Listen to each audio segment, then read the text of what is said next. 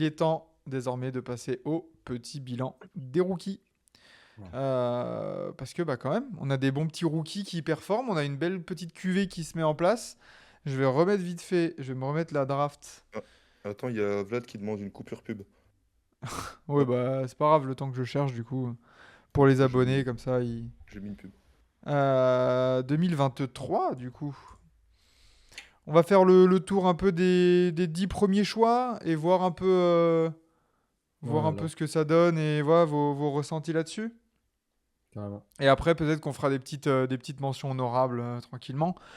Euh, Alors, commençons par Victor. Victor Wembanyama, est-ce qu'on est content de ce début de saison? Oui, bien Oui, sûr. très content. Et je peux commencer par une tribune.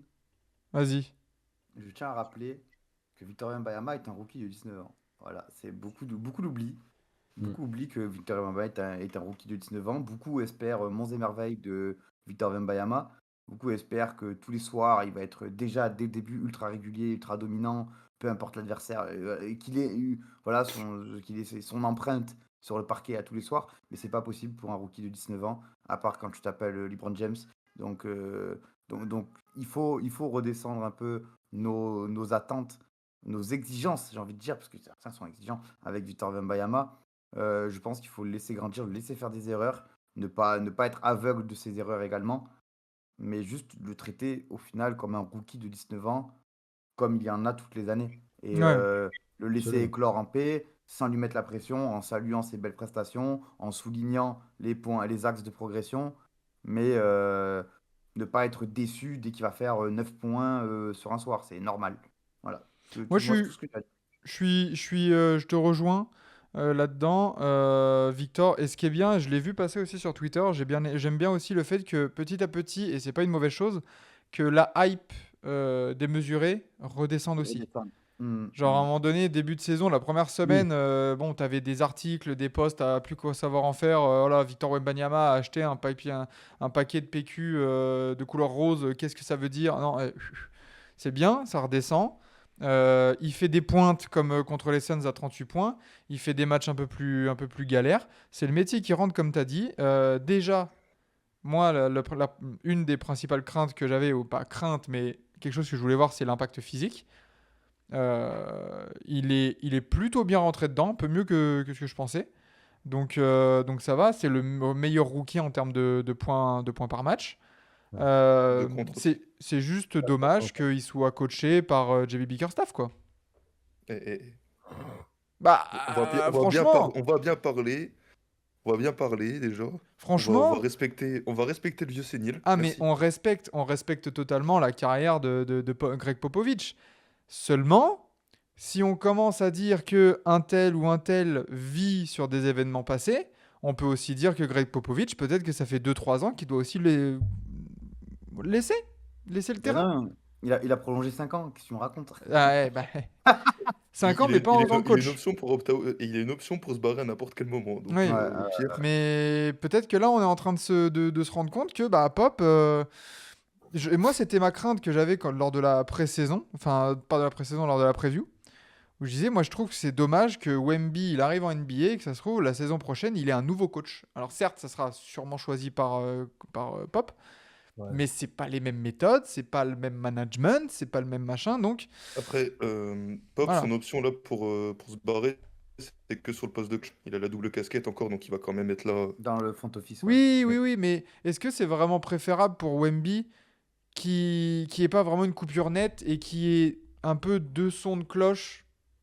Non, parce que je pense que du point de vue humain, du point de vue éducatif, avoir Pop, même 1 an, même 2 ans, c'est toujours une plus-value de dingue, notamment quand tu es rookie, tu viens d'arriver dans la ligue. Avoir Pop en coach, c'est également une leçon d'humilité, une leçon de rigueur, d'éthique. Et quand tu un gars comme Victor, concrètement, les 2 premières années, tactiquement, on s'en branle. Si Hmm. pendant 2 ans, les 2 premières années de Victor, tactiquement, c'est la foire à la saucisse, on s'en branle. Ce qu'il va apprendre humainement, qu'il va apprendre en tant que joueur, en tant qu'homme, en tant qu'athlète de Ouais, haut bien sûr. niveau, et d'éthique de travail avec Pope, ça va être inestimable. Donc moi, ça me dérange pas du tout. Ok, Moitié ok. d'accord. Mais je Mais vois. bon, c'est bien que Victor, très bien, ça se développe tranquillou, et puis ça va être très bien comme ça.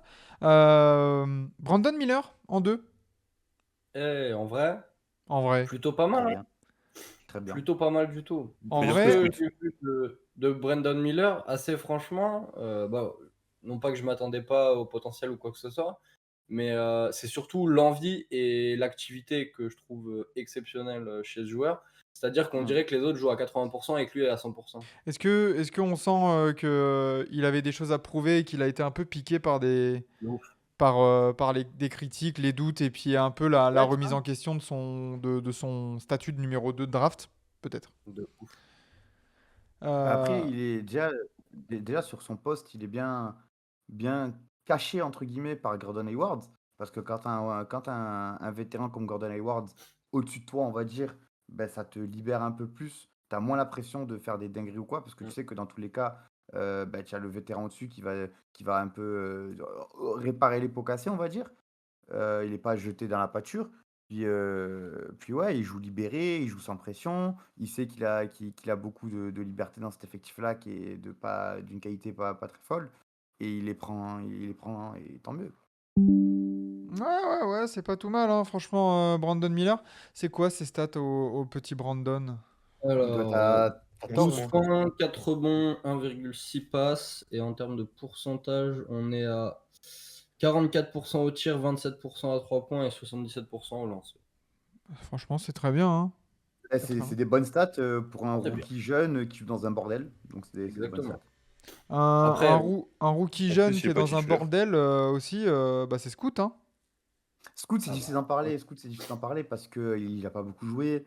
Je pense que même les matchs où il a fait au début, il n'était pas à l'aise. Et comme tu as dit, c'est un bordel dans le sens où tu sais pas qui doit avoir la balle. C'est pas. Faut dire qu'il joue déjà avec deux gros égos que sont Sharp et Anthony Simons. Un leader, un vétéran leader qui s'appelle Grant. Donc c'est compliqué aussi pour lui de faire sa place. Et surtout qu'il s'est blessé assez rapidement. Donc moi, je suis d'avis de n'émettre aucun avis. Voilà. non, franchement, on va voir. Mais les matchs n'étaient pas du tout représentatifs du niveau pour l'instant. Et je dirais même plus. Aujourd'hui, Scoot n'est même pas le rookie avec le plus de points par match des Blazers. Et c'est pas du tout représentatif de son niveau. Bah, c'est là Euh, où on touche aussi à un dossier qu'on avait peut-être, enfin, qu'on avait abordé il y a pas si longtemps que ça. Je crois que c'était dans Forever ou un truc comme ça, mais ou dans une matinale du lundi au vendredi, 7h30 évidemment. Euh, c'est à un moment donné, Chauncey Billups, va falloir arracher ta mère de Portland, hein. C'est Ah bon, oui. tu peux pas avoir autant de talent, autant de diamants à polir, comme tu l'as dit Enzo, avec Anthony Simons, avec Shaden Sharp, maintenant Scoot Henderson. Tu as récupéré DeAndre Ayton, qui est quand même le numéro 1 de la draft il y a 5 ans seulement, donc qui reste un jeune joueur, qui n'a pas su vraiment faire sa place à Phoenix. Si tu commences à nous gâcher un peu un Scoot Henderson, à pas l'impliquer de manière un peu viable dans ton jeu, ça va pas le faire. Parce que Scoot, moi, je suis d'accord avec vous, on peut pas trop parler, hein, 5 matchs seulement et tout ça. T'as un pourcentage à 3 points qui est catastrophique, il est à 9%. Il est à 9% à 3 points. Ah ouais. Après, difficile, mais moi, je suis convaincu que Sharp, Simmons, Scoot ensemble, c'est pas viable. Bah, En plus de Ayton, mais c'est pas viable du tout. bah, c'est pour ça qu'il y en a un qui doit sortir du banc. Non, il y en a un qui doit sortir tout court. Non, je pense pas. Tout Mais tout est court. question de bonne rotation, tout est question de bon équilibre. Ouais. Mais voilà, c'est. Enfin, et moi, ce que j'aime pas, il y a une stat qui est représentative un peu. On connaissait un peu, enfin, on connaissait son jeu. On savait un peu à quoi s'attendre avec Scoot Henderson. On savait que c'était pas forcément, tu vois, un sniper à tirer à 40% à 3 points dès le début. Comment ça, en 5 matchs, tu n'as que un lancé, 1,4 lancé provoqué par match? C'est clair. C'est sûr. Genre, t'es connu pour être une espèce de Westbrook regen ou de John Wall, ou tu vois, un peu un dragster un peu qui va taper dedans et tout ça, qui est hyper dynamique et qui est un slasher. Tu n'as que 1,4 lancé par match? C'est pas possible, tu vois. Donc, ouais, dans le jeu, je suis d'accord, faut pas qu'on fasse de généralité, mais ouais, dans l'attitude, vas-y, enfin, va me chercher plus de lancers, quoi. Il y a aussi un autre problème, je pense, avec Scoot. Bon, ça représente pas, comme on a dit, 5 matchs, mais 40% de ses tirs sont pris à 3 points. Ouais, déjà. Genre, Il prend 3 points, il en met 0,4. genre pour un mec qui, du coup, n'a pas encore développé son shoot, qui est meilleur en pénétration, comment ça se fait que presque la moitié de ses tirs sont pris à 3 points? C'est ça. C'est ça. Donc, mais pas d'alarme, tranquillement. Pour l'instant, Scoot, c'est compliqué, mais tranquille. Je vous propose de faire un package frère Thompson, là. Ah, c'est très différent, mais on Là, peut. c'est très Bah, différent. C'est justement. très, très différent, hein. Justement. C'est le, Justement. c'est le jour et la Il y en a, nuit. il y en a, on le voit pas déjà, parce qu'il est blessé. Mm. Mais même avant qu'il soit blessé, on va commencer par Amen, parce que c'est celui qui était sélectionné en 4. Avant qu'il soit blessé, Amen Thompson, le souci, c'est qu'il ne savait pas où se mettre aux Rockets. Ouais, Et c'est il sûr. n'avait pas forcément la place pour lui d'éclater comme le fait son frère. Les Pistons, tu as des gains. Tu as des gains, donc forcément, il Euh, allait tout de suite jouer, tout de suite être valuable. tu te rappelles, Enzo, fin de saison dernière, ou les épisodes de l'été de Forever, Hmm.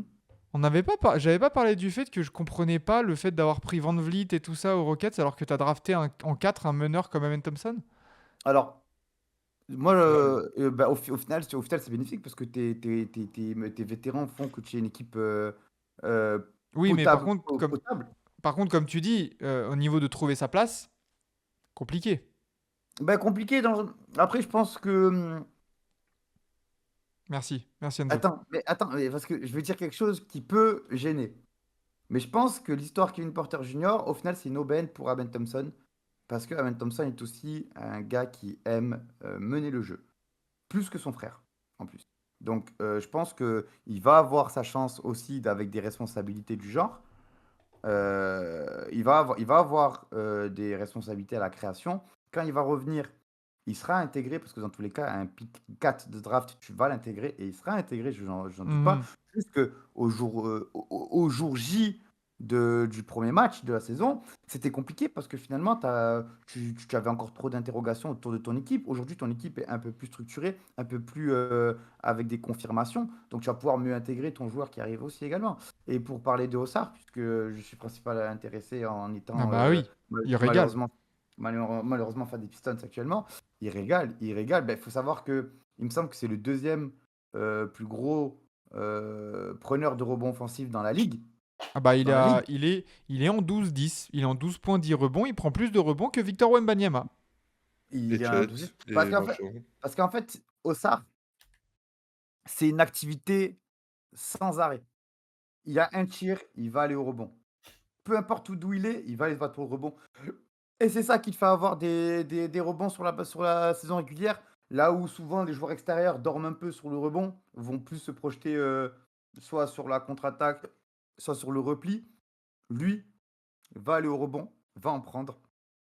Et il faut dire aussi qu'il a une belle créativité avec la balle, un dribble un peu droit, comment dire, sans gluten, si je puis dire, mais Il, qui, man- qui, il qui est manque de quand sauce, son dribble. Ouais, il manque de sauce. Il est géré, mais je trouve qu'il manque de sauce. Un C'est un peu, un athlète. peu, un peu trop académique, peut-être. Ouais, on peut dire ça comme Trop ça. C'est scolaire. c'est un athlète, mais de dingue. De dingue. Et surtout, sa plus grosse qualité au final, c'est sa défense. Tous les soirs, il est assigné sur le meilleur joueur extérieur de l'équipe adverse. Tous les soirs, il fait du taf plus que remarquable. En fait, si je puis dire, c'est un Bilal Koulibaly plus. Voilà. Ah C'est bah, voilà, Moi, j'ai un peu une petite question que je voulais te poser justement, parce que j'en ai dis-moi, parlé tout à l'heure avec un collègue. dis-moi. Euh, C'était sur sa capacité à défendre off-ball. Et sur la. Ah, elle est très bonne. Ouais? Elle est très bonne. Il lit bien le jeu, il est capable de switch Ok. aussi, ce qui Bon, aide beaucoup. Euh, pour un rookie de son âge en plus, parce qu'il est très jeune aussi, je pense qu'il a 19 ans de tête, 19, 18, 19 ou 20 ans. Ozar, Ozar, il il a a 20. 20 ans. Il va bientôt avoir 21 ans, hein. Ouais, Ok, mais je le pensais Quand plus jeune. jeune. Mais, janvier mais, 2000. mais moi, tu vois, pour un rookie, j'en demande pas plus, tu vois. Évidemment, il a des errances parfois parce que bah, il est naïf aussi d'un côté, c'est normal, et c'est un Bon, rookie. oui, c'est pas vrai. Mais sa défense, qu'elle soit on-ball ou off-ball, est très très bonne. Et c'est pour ça qu'il a autant de jeux, tant de jeux. Et c'est pour ça aussi qu'au Pistons, on a une line-up Cade, Kylian, Ossard, c'est pour défendre. Donc c'est ce qu'on fait et c'est très bien. Et En franchement, attendant que j'avais Kylian Hayes retrouve un point de chute, On le on va dire. souhaite. ouais, j'avais Mais beaucoup de doutes quant à la capacité justement d'un joueur qui sort d'Overtime Elite, qui est une ligue qu'on connaissait pas trop, Mhm. à vraiment performer à l'échelle NBA et surtout dans la lecture du jeu parce que tu joues contre des mecs qui sont peut-être un peu moins forts qu'en NCAA, etc. Et au final, franchement, en tout cas sur Ozar, c'est vrai que je suis vachement bluffé. Ouais, ouais, ouais, ouais. surtout sur la prise de rebond. Ouais, Mm. c'est dingo, hein. C'est dingo, mais c'est un joueur peut-être qui manquait aussi sur les ailes du côté des Pistons, et c'est là où le fit, là, il marche carrément bien, simplement. Anthony Black, du côté d'Orlando. Alors, on n'a pas Loris avec nous pour en parler. Peut-être qu'il est avec nous. Excuse-moi, je peux me permettre. Vas-y. Pense à ne pas oublier Chet. Oui, Mais ça, on le dira dans les mentions honorables au cas où. Mais il est deuxième du rookie leader. Non, mais c'est. Bon, alors. Ah, On parce va. que tu veux faire que la QV de 2023, excuse-moi. Les, Mais les parce que rookies. ça reste un rookie, ça reste un rookie. C'est un rookie, mais pour l'instant, c'est là sur la draft 2023. Voilà. Ok, d'accord. On verra les mentions honorables. Ok, my bad. Voilà. Moi, Anthony Black, j'ai pas assez vu pour parler, donc je vais pas parler. Ouais, moi mon non plus. chouchou, Black, vrai Dubs, ouais. Quentin, t'as quelque chose à dire sur Orlando ou sur Anthony Black ou pas? Je l'ai vu. J'ai Je l'ai regardé vu 2 faire matchs des bonnes d'Orlando, choses. c'est tout. Bah, Eladj, toi, fais un argument, fais un long message, on va te lire, et c'est toi qui donneras l'avis de. Exactement. Eladj, c'est vrai dub au cas où. C'est toi qui donneras l'avis d'Anthony Black. Donc fais-nous un message, on te lira et on t'applaudira. Mais sur ce que j'ai pu voir des séquences ou tout ça d'Orlando, c'est pas tout mal ce que j'ai vu. Il a l'air de bien s'intégrer en sortie de banc parce que à Orlando, il y a toujours ce problème un peu des guards. Il y a Markel Fultz, il y a Jalen Suggs là, qui fait plutôt une bonne saison en plus pour l'instant, qui step up un tout petit peu. Euh, il y a Anthony Black, voilà. Et voilà, je suis d'accord avec Étienne, il travaille souvent en sous-main. Ça a l'air des. Lui, il va faire une bonne saison, une bonne carrière en termes de role player un peu où, tu sais, la trousse à outils, quoi. Il va pouvoir te faire pas mal de choses. Ouais, Delon Wright. Ouais, ouais, voilà, typiquement. Ouais. Parce que Mm. là, pareil, lui, il va bientôt avoir 20 ans, dans 2 mois. Mais ça se voit pas trop dans les stats. Mais attends, il perd pas beaucoup de ballons, si je ne m'abuse. Il a Et 0,8 il est turnover titulaire là par tous les match. derniers matchs. Donc, quand il a le ballon, il le perd pas. Il en fait bon usage. Il défend. Il peut créer. Il peut aussi scorer quand il faut. Donc, c'est pas tout mal, Anthony Black. Ça va. Ça a confirmé. Moi, Encouragement. je vais rester, je vais rester sur ma pensée des previews que j'avais déjà avancé sur les previews. C'est il y a trop de guards à Orlando. Il faut faire du ménage pour permettre à ces petits gars-là d'exploser. Parce que là, il n'y a pas assez de place. Hmm. Ouais, il n'y a pas assez passé. Plein d'énergie et complet. Peut défendre poste 1, 2, 3. Mais après, il doit prendre confiance en attaque. Ouais, c'est ça. C'est ça pour monsieur Anthony Black. Bilal. Eh oui. Ben oui, Bilal. Dans le circus de Washington, là, on en pense quoi de Bilal Koulibaly, de sa saison? Ça va, non? C'est la petite Ça va lueur. très bien. La petite Ça lueur va très d'espoir, bien. tu vois. Ça va Vas-y, très bien. Quentin. Après, vas-y. Non, c'est la petite lueur d'espoir. D'accord. Enzo, tu voulais rajouter? Ouais. Moi, il y a un truc qui me dérange un peu avec Bilal Koulibaly. C'est que tu as l'impression que c'est l'enfant défavorisé que tu vas applaudir dès qu'il va mettre un pas l'un devant l'autre. Tu vois. Genre, Bilal Koulibaly, il fait voilà, une bonne rotation défensive. Sur Twitter, tu as l'impression qu'on parle de Kawhi Leonard Prime, tu vois. Genre, ça, c'est un truc qui me fait rire. C'est que oui, Koulibaly fait un très bon début de saison. Oui, Bilal Koulibaly est un très bon joueur. C'est un joueur intelligent. Par contre, pareil que Victor, laissez-le grandir. Et arrêtez de vouloir, pour le coup, lui, c'est un peu l'effet inverse de Victor qui a beaucoup de hate. Arrêtez de vouloir le saucer à la moindre action, à la moindre chose. Euh, Surtout que lui, pour le coup, a vraiment des axes de travail nets, notamment offensivement. A vraiment des axes de travail nets. Donc, ouais, moi, ça me saoule un peu de voir cette surbienveillance autour de Bilal Koulibaly, comme si c'était voilà, l'élu de sa génération. Bref, un bordel, c'est un monstre. Alors que, avec tout le respect que j'ai pour lui, pour son talent, etc., au final, ben, ça va être un excellent lieutenant, au mieux, un très bon role-player si tout va bien. Donc ouais, prenons un peu plus le temps d'être plus mesuré par son talent, de voilà, essayer de poser une certaine normale autour de ça pour qu'on puisse aussi, lui, dire, je pense qu'il sait qu'il est très bien soutenu maintenant, mais qu'on puisse aussi se concentrer sur ses axes de travail, le laisser le temps d'éclore, pareil que Victor, mais dans un autre sens, comme j'ai dit. Et voilà, mais arrêter d'en faire trop, comme si c'était un enfant orphelin que tu veux valoriser à tout prix. D'accord avec ça, Ouais, Sam? ouais. Ouais, je suis plutôt d'accord. Il y a encore beaucoup de jeux où tu te dis, ah ouais, il est jeune quand même, tu vois. Et Il a des 19 ans nouveaux et résultats. 113 jours, hein, il est tout petit, hein.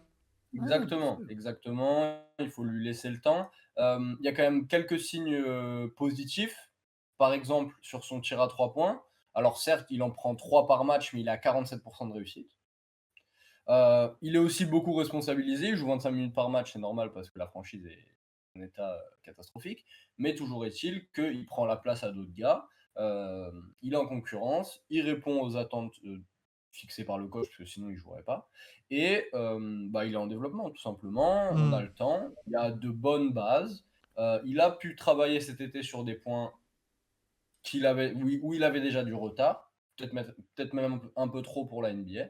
Mais en tout cas, pour l'instant, ça suit son chemin et on attend de voir. Mais c'est cool. Moi, ce que j'aime bien pour Bilal, c'est que c'est vrai que moi, ça m'avait étonné de le voir aussi haut, déjà. Ouais. Et je me disais, genre, oula, drafté haut comme ça, aussi jeune, on en a vu des Français qui ont pris un peu ce chemin-là. Il a pas l'air d'être fait du même bois que Franck Nilikina, que Sekou Doumbouya et tout ça, tout ça. Euh, donc c'est ça aussi qui m'a un peu rassuré. Ce qui m'a rassuré aussi, c'est que dans ce gros bordel des Wizards là, en dehors du terrain, là, avec Jordan Poole qui en fait qu'à sa tête pendant les temps morts et tout ça, je me disais, mais euh, où est-ce qu'il va se placer Bilal? C'est quoi comme environnement pour commencer en NBA? Ouais. Et Déjà, finalement, il fait le taf. Il a 8,4 points, 4 rebonds et presque 2 passes. Il défend, il joue, il est un peu plus responsabilisé au fil des matchs. Moi, ça me rassure. Je vais pas dire que c'est très bien, je suis d'accord avec toi, Enzo. Genre, calm down, tu vois, genre, faut doser. Mais je suis agréablement surpris et je suis pas confiant, mais je suis un peu plus confiant ou un peu plus rassuré au soir de la draft. Voilà, tout simplement. Ouais.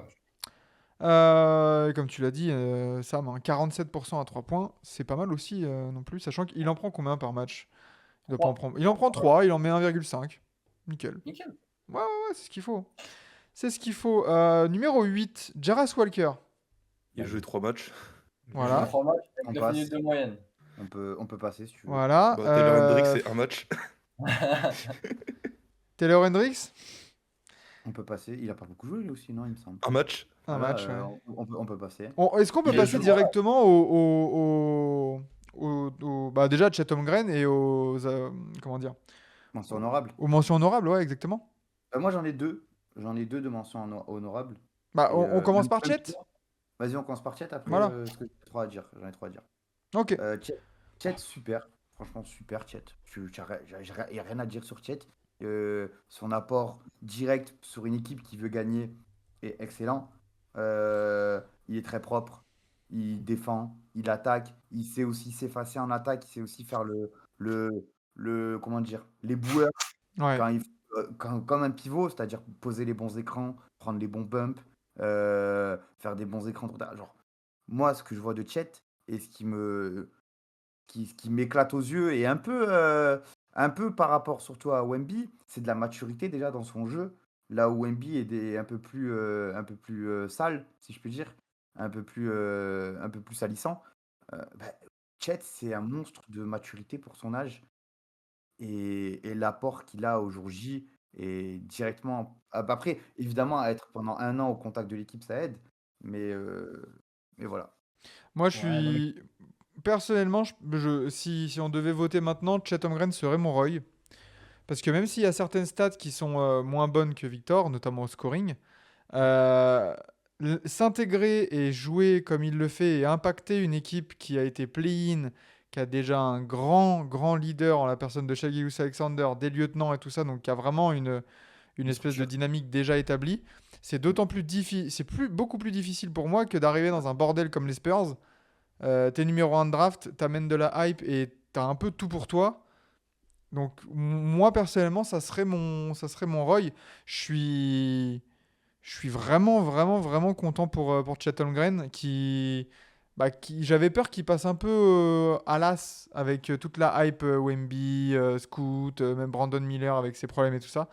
Chet Holmgren, Day One, il est arrivé là, fait non, non, et moi je suis là, hein.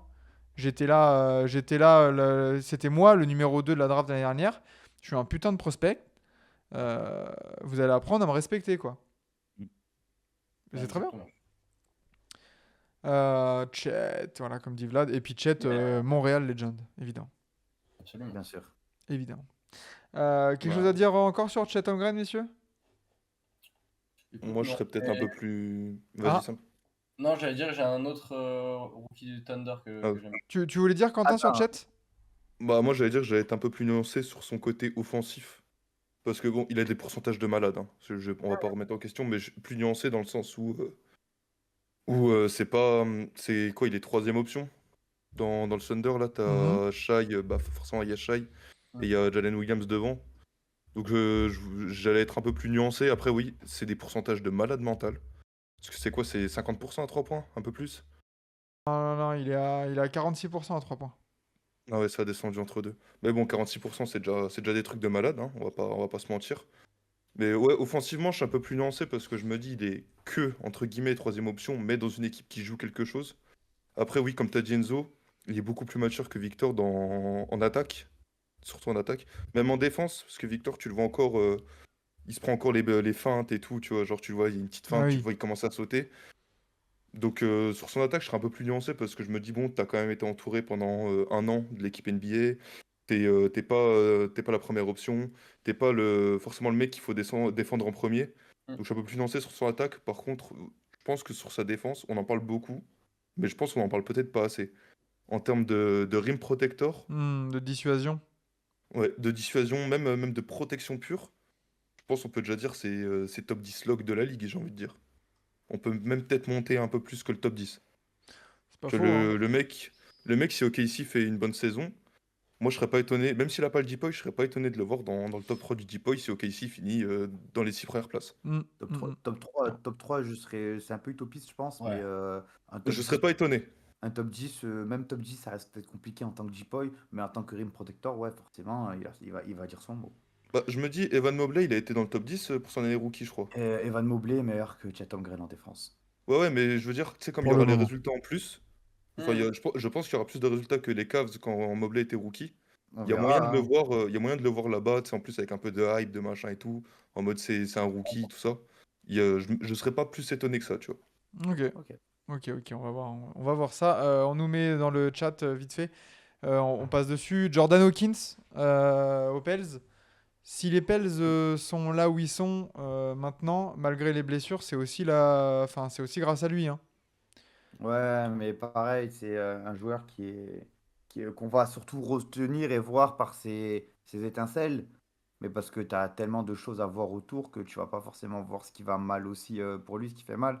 Mais Mm. c'est aussi le rôle d'un rookie d'apporter juste de se concentrer sur le positif quand le négatif est mineur.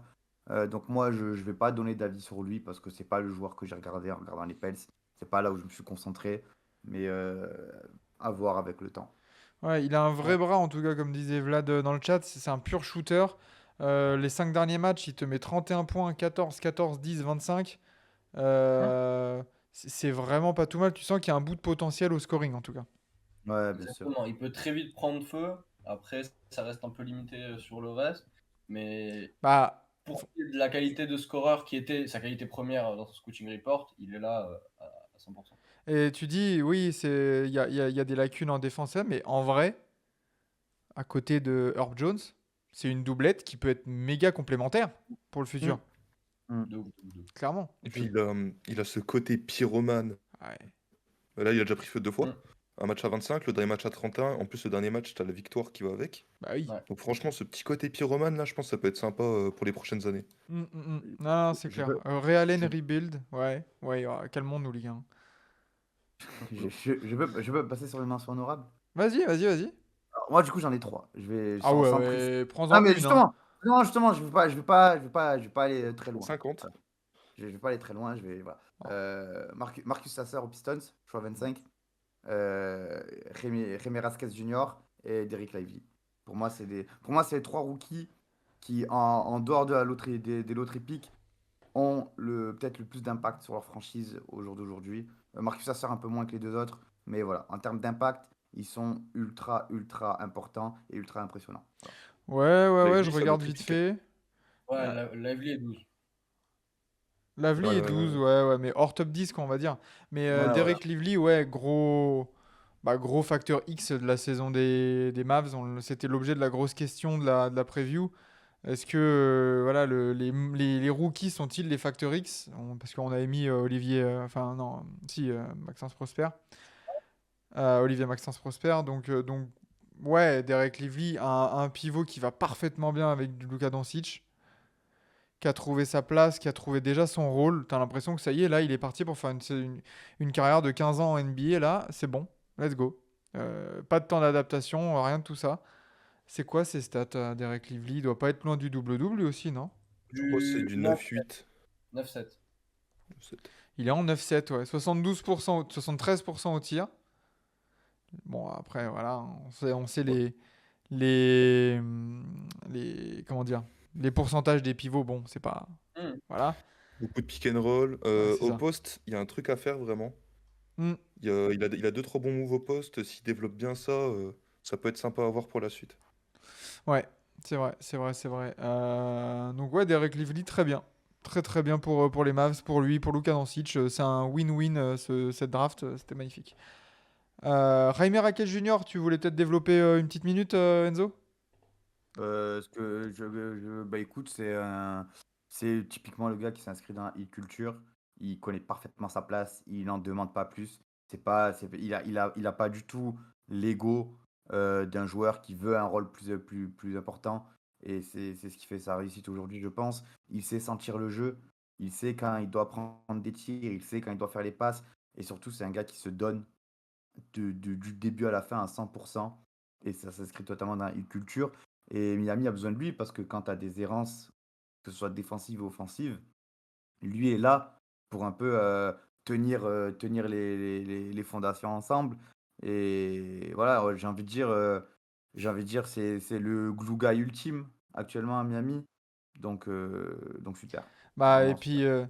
et puis Jaime Raquez Jr., à l'inverse de Vezenkov, comme le disait Étienne dans le chat, Jaime Raquez Jr., il bénéficie aussi d'un contexte à Miami où, comme tu as Oui. personne dans l'effectif, bah là tu as des minutes, tu as des responsabilités, tu as de la lumière sur toi et il suffit que c'est un vieux rookie, lui, non?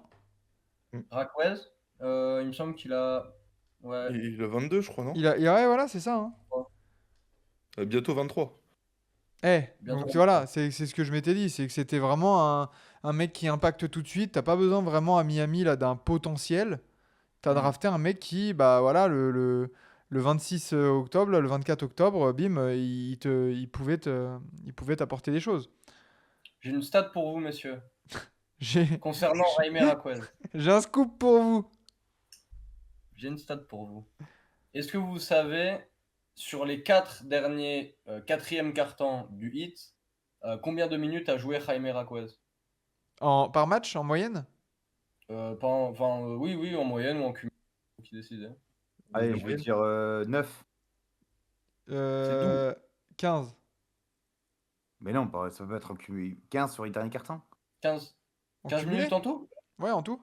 Ok. Et Sur les toi, cartons. François? Ah, attends, moi je pensais en moyenne, désolé, excuse-moi. Moi, si c'est de la moyenne, je sais pas, je dirais ouais, 9-10. La moyenne, non? Bah, il est pas sorti une seule minute des 4 derniers quatrièmes cartons du hit. Oh la Genre, vache. il joue 12 minutes en moyenne. 12 minutes en moyenne sur les 4 derniers quatrièmes. Non, Putain. non, c'était pas 15 minutes sur un carton, les gars. Calmez-vous. 15 minutes, c'est pour ça que j'ai demandé si c'était avant, si c'était cumulé ou pas. Non, non. Putain, la vache. C'est une folie, hein. Alors, en fait, la blessure de. Bah, après, on en parlera un peu. Bon, on empiète un peu sur le suivant. C'est vrai Mais qu'on va parler du 8 après.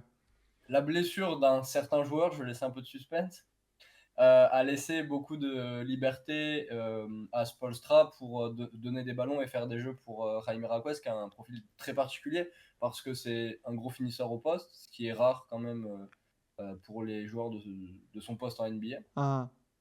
Il est arrivé avec ce statut de joueur un peu ovni et il le remplit très bien. Donc pour l'instant, ça fit. Et oui, je suis d'accord avec Boris hein, qui est là pour la première fois et qui te reprend, Sam. À Ah, l'espagnol, on dit Raquez. Raquez. Voilà, comme Miguel en espagnol et Miguel en portugais. Voilà. My bad. Tu vois, Euh, c'est moi qui avais la bonne prononciation. Comme quoi, Ouais, alors, les, toi. les origines de la daronne, elles sont bien là. Du coup, bien Jaime Raquez, bien Derek Lively. Toi, t'as ta mention honorable, Quentin? J'en ai deux. Ah, Il y a un certain rookie qui s'appelle Kayonte George. Mhm. Ouais. Parce que, alors, moi personnellement, j'ai pas beaucoup regardé le jazz, mais à chaque fois que je vois des tweets passer sur lui de Jazz Nation, c'est que pour l'encenser. Donc, puis je me dis, il joue beaucoup. Donc voilà, je voulais le placer, même si je l'ai pas forcément beaucoup vu. tu Et vois Lou Will? Bah, c'est lui. qui? Lou Williams. Ah, Will. Ouais, bah j'ai vu la comparaison passer, justement. Ça va être le mec, le Jordan Donc Clarkson, voilà. Lou Will, le mec un peu en sortie de banc, qui peut te manier du ballon et qui va te mettre des points. Il va faire sa carrière comme ça, hein, de ce que j'ai vu. C'est pareil, lui, il vient d'avoir 20 ans. Il y a encore un bout de potentiel à développer et il est assez confiant déjà, je pense, offensivement. Comme tu as dit, déjà bien impliqué, il a des vraies minutes. Il joue combien de minutes par match? 23 minutes déjà. Donc, Et ouais, bien. c'est pas le meilleur passeur ou le deuxième meilleur passeur chez les rookies? Il tourne à presque 5 passes de moyenne, donc oui, je pense que c'est ça. C'est le meilleur passeur devant Scoot Anderson et Ozar. Ouais, ok. Donc, ouais, c'est pas tout mal, hein. À voir ce qu'ils vont faire de Le lui, le deuxième, Jazz, voilà quoi. hmm. Oui, il a Le plus de deuxième, j'ai un playmaking. peu Après, plus vu. avoir. Oui, oui. Ah, bien sûr. Après, là, j'ai pris que des catch fire, mais ça m'est sorti comme ça dans la tête. Mais voilà, vous avez vu un peu le style de joueur. Je pense pas que ça. Est-ce que ça a vraiment un avenir en tant que titulaire en NBA? Je suis pas sûr. Pas certain. Ça dépend dans quel contexte, mais Ouais, oui. voilà. Titulaire dans une équipe qui tank, Toi, pourquoi tu te pas. dis. Une équipe sérieuse, je C'est pense un pas. pick 16, donc tu te dis pas forcément, tu vois. Je pense pas qu'il était pick pour être meneur titulaire Hmm. d'une grosse équipe. Puis Euh, j'en avais un deuxième en Podziemski, tête. nous dit Étienne. Ah, le mec des Warriors, là? Ouais, bon, ouais, Doucement, doucement. Il n'a pas eu énormément de temps de jeu. bah ouais. Voilà, c'est Il y a des blessures. doucement, doucement. Là, il Voilà, a ce mis qu'il y a 23 points parce qu'il a joué 39 minutes face aux Wolves, hein. Mais genre, bon. Avant ça, c'était genre, il y avait combien de minutes? Une minute. Attends, quoi?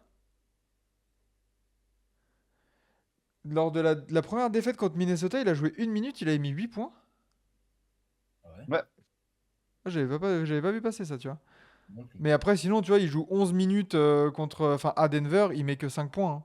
Genre, Ouais, calme, tranquille, on verra. calmos. En vrai, je pense que les Warriors vont prendre le temps avec lui. Bien sûr.